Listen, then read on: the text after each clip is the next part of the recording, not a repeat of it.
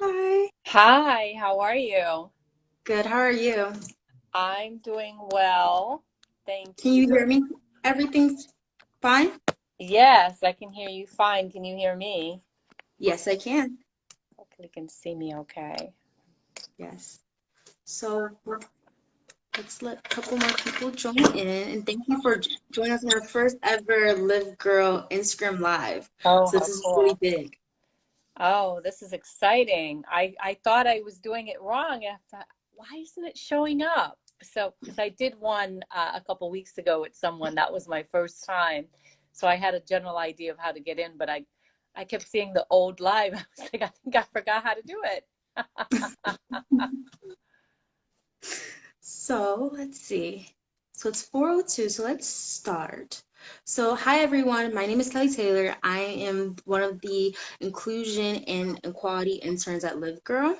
I'm so excited to introduce and host the first ever Live Girl Listen, Learn, Act conversation series with Simone Morris. And this is our first time ever using the Instagram Live platform. So this is really new, exciting, new for all of us.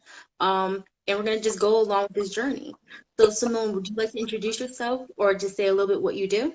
Sure. My name is Simone Morris. I'm the CEO of Simone Morris Enterprises, and my company focuses on developing more women leaders as well as developing more inclusive leaders in organizations, essentially teaching organizations how to authentically walk the talk when it comes to inclusion. So, and this is really, really exciting. So, we have a couple of questions we want to start. So, the first one is what might be two particular things a young woman can do to distinguish herself from the professional pack and work towards being an inclusive leader? Well, apart from being a part of this organization, which I think is fabulous, fabulous what the team is doing, I think women in general can uh, embed themselves in learning, just make a commitment to continuing to learn about the topic and know that it's not a one and done in terms of taking a diversity and inclusion class and being an inclusion leader or attending a session, listening to a podcast. It's more than that. It's a commitment to a way of life. So to continually think about each opportunity, each interaction that you have, and notice how you can be inclusive in that interaction that you have. So if you're going to the movies, what are you consuming? If you're going out to eat or you're ordering takeout, where are you going? If you're online and you're going to sites, which sites are you going to? Who are you engaging with? There's so many opportunities to be intentionally inclusive. And so I think anyone that takes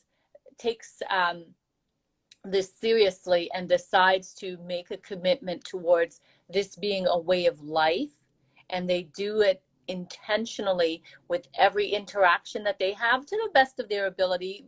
All of us will bumble and stumble at points in time. So I think just having that mindset and taking the action to ongoing learning to up your cultural competency is what can be done. And that's amazing. I 100% agree.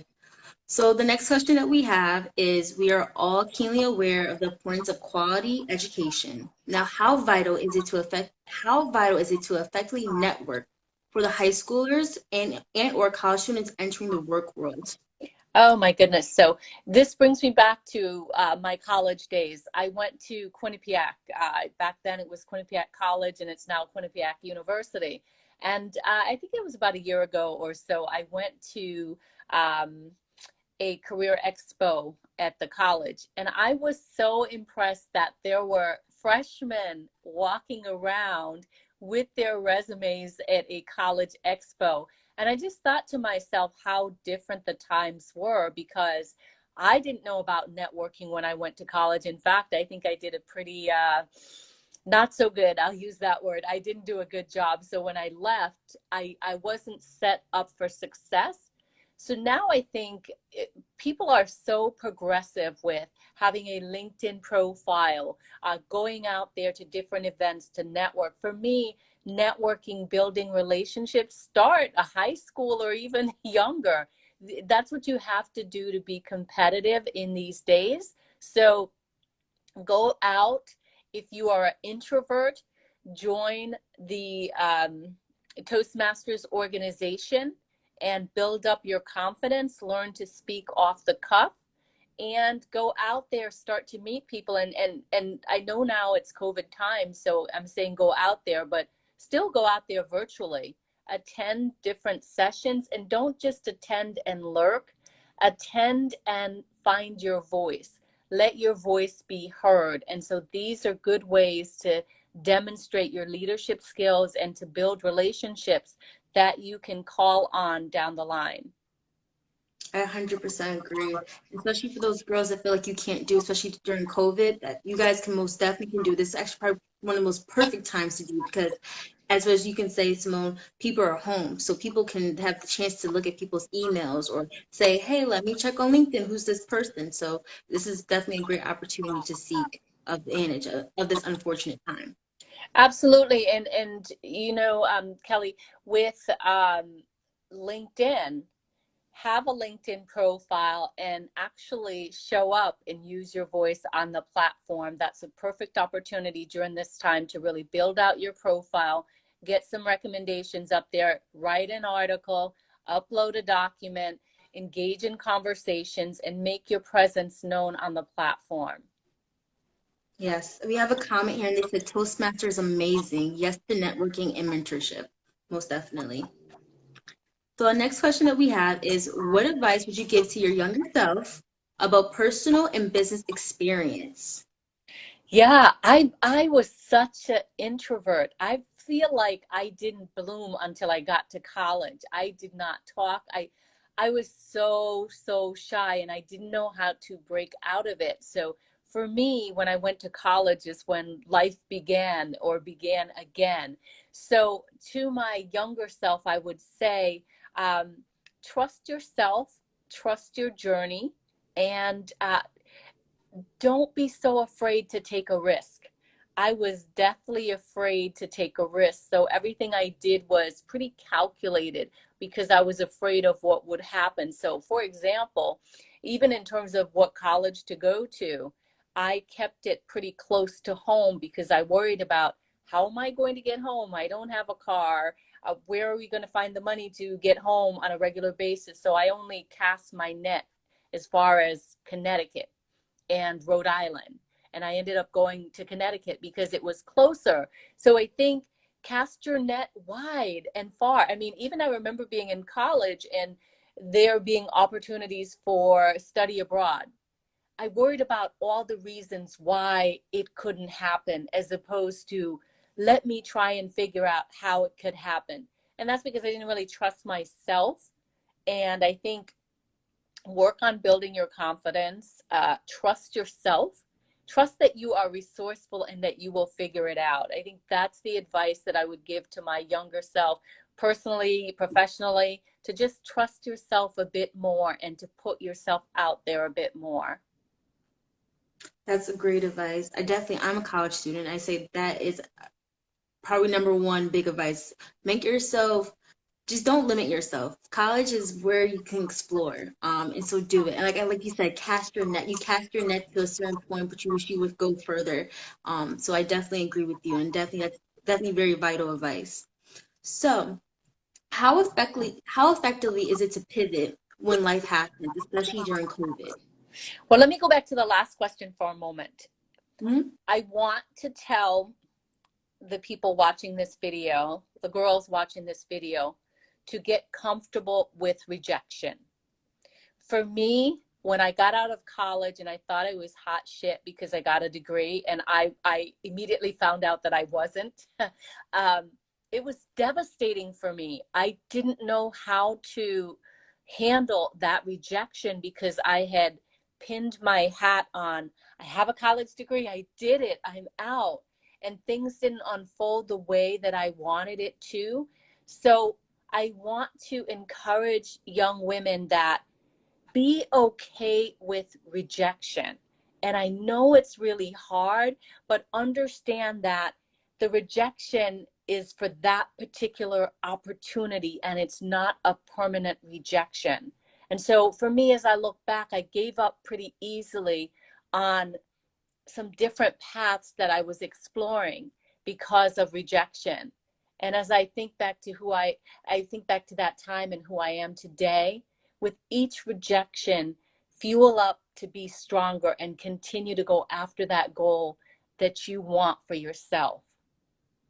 I love that. I definitely, as a college student, I know for high schools and seniors, they're trying to apply for colleges, and that dream school that you thought this is it, and you get that rejection letter, it's kind of like, what do I do now? So rejection definitely does help build you, and don't let that limit you as well. Yeah. So, for some college students, they feel like, oh my God, my life is over. I didn't get to the school I want to. What am I going to do now? That probably wasn't the right life plan for you, and everything happens for a reason. So everything's gonna happen. It's gonna go well, and hopefully so. So, how the previous question was how to effectively pivot when life happens, especially during COVID. You have to learn to dance with discomfort because life will happen. I'm one of those people who started the year with a list of goals for 2020. I've written a book on setting goals, right? So I'm about setting and achieving goals. And 2020 happened, and I had to do a major pivot personally and professionally. So what I say to that is be okay with pivoting because you can pivot to a better place. For me, the pivots that I did in 2020 were good pivots. They weren't pivots that I would have taken at the start of the year because I had a plan thinking this is the direction that I was going in. But because I was forced to pivot and innovate, lean into innovation, into new ideas, new opportunities. I love Shonda Rhimes and how she says, say yes.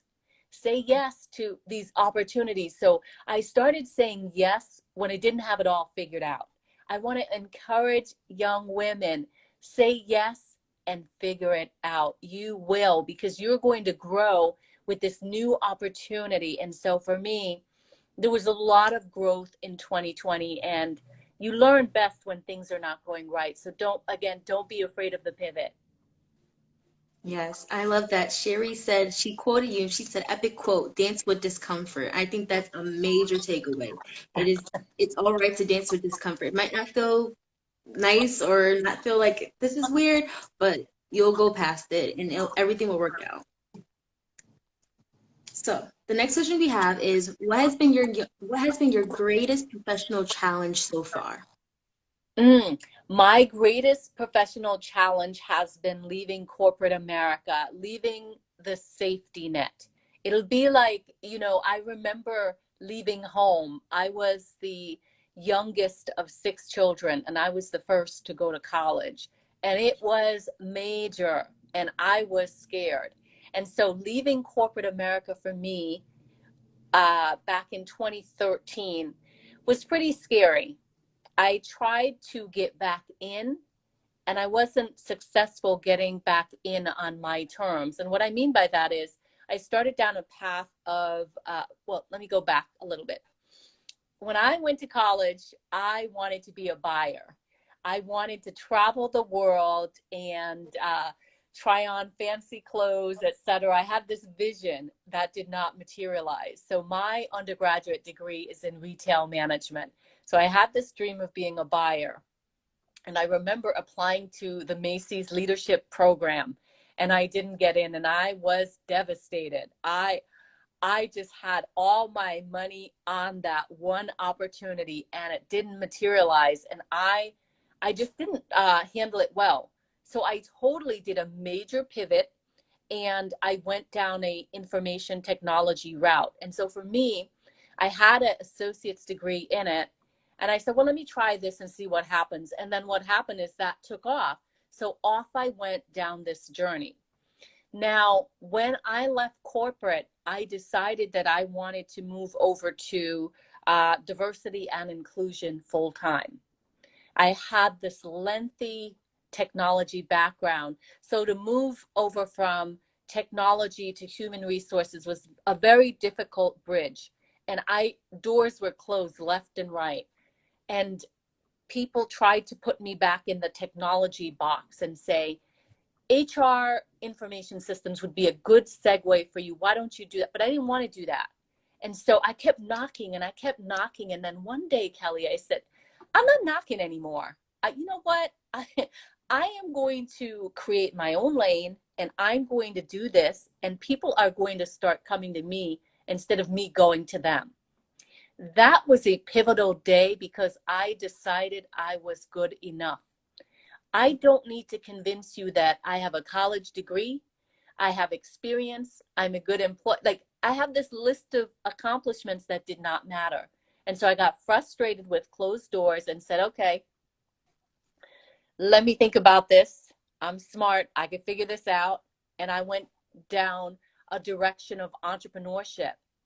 And once I made that decision, because what I was doing is I was half stepping. I was 1 foot in this door, 1 foot in this door. Whichever worked out, that was the door I was going down. But once I made the decision, you know what? I'm all in.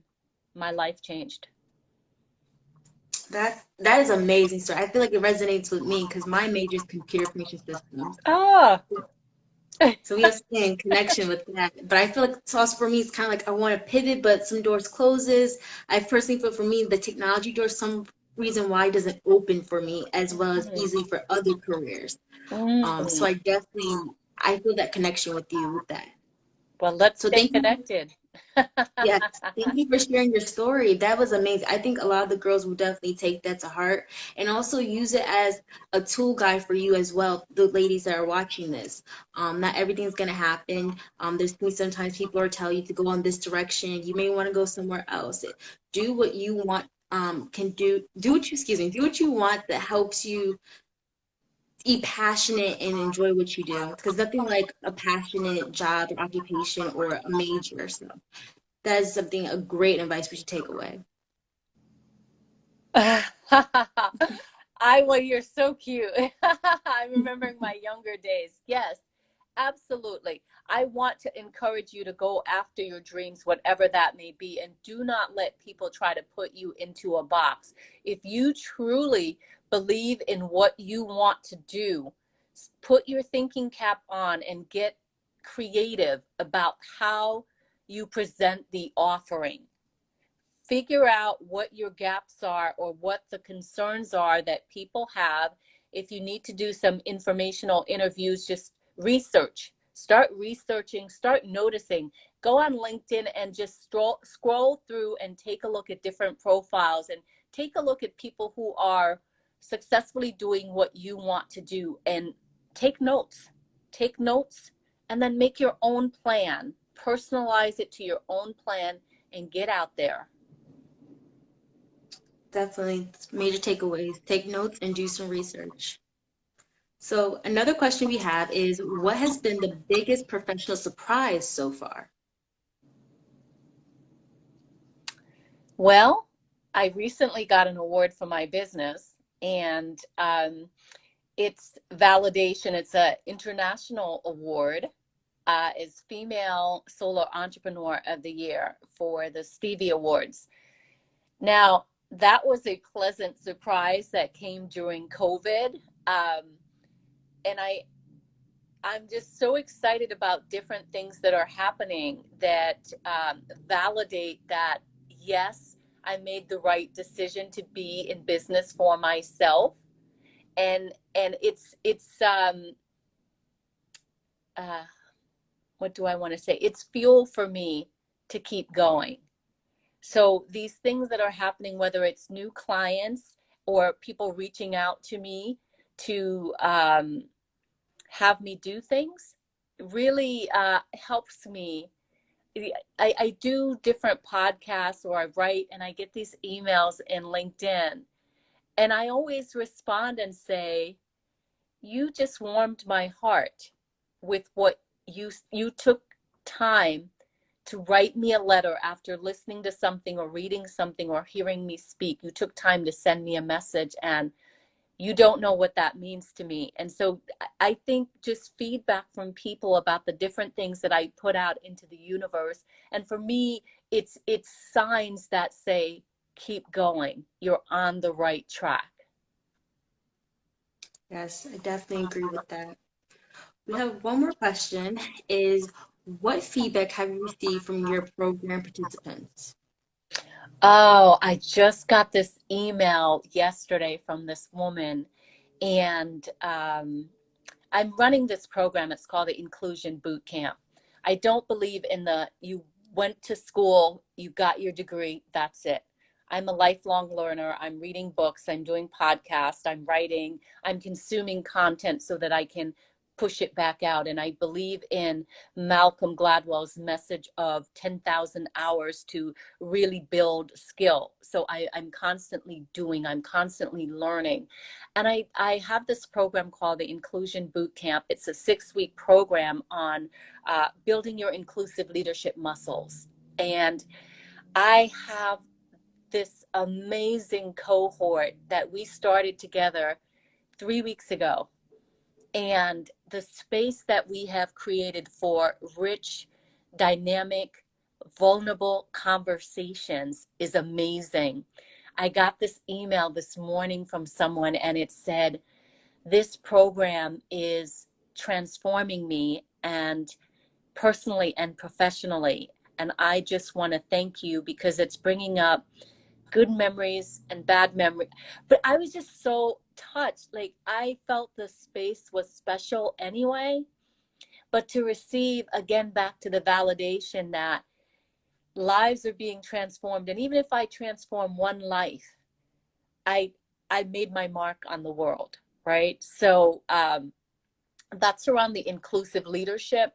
I am big on building confidence in women and giving them the tools they need to soar in their career. So I like to say, I teach women how to get in the driver's seat, young or old, how to be in the driver's seat for their career. That means your career is your responsibility.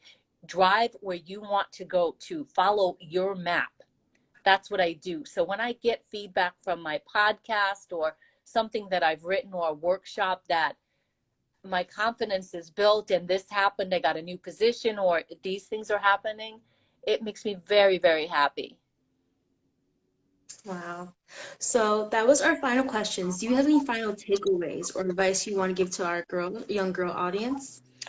Well, I want to say thank you for being here. I want to say thank you for interviewing me. Kelly, you did an amazing job. I see the sparkle in your eyes, so I know you're going to go very far.